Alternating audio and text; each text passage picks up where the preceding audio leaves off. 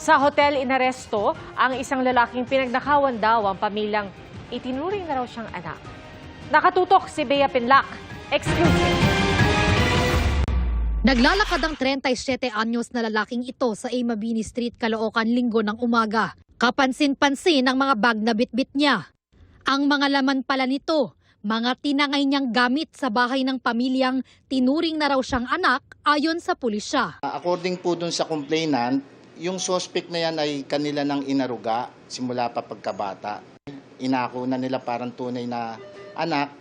Naiwan daw ang suspect sa bahay nung Linggo nang umalis ang pamilya para magsimba sa Pangasinan.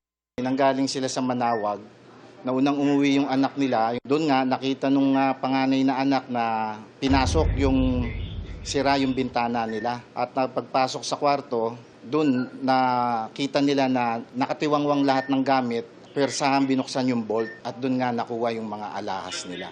Tinangka pa raw nitong sirain ang nakalock na pintuan para lang makapasok ng kwarto. Kabilang sa mga gamit na ninakaw ng suspect ang mga alahas na may halagang humigit kumulang 300,000 pesos. Nahuli kinabukasan ng suspect na naka-check-in sa isang hotel sa Barangay 81, Caloocan.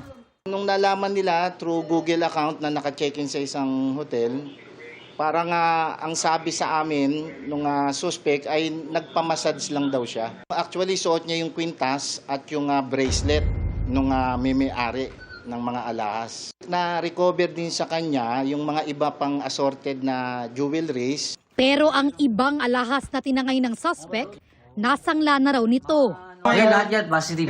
Positive lang yan. Ito yung kakabili lang na yan. Oo, lahat yan sa amin. Na-recover din sa hotel room ng suspect ang iba pa umanong nakaw na gamit. Hindi muna nagbigay ng pahayag ang pamilyang nabiktima. Sinusubukan pa namin kuhanin ang panig ng suspect. Pero ayon sa pulisya, Inamin naman po nung suspect yung crime na nagawa niya. reklamong robbery ang isinampa laban sa kanya. Para sa GMA Integrated News, Bea Pinlac, nakatutok 24 oras.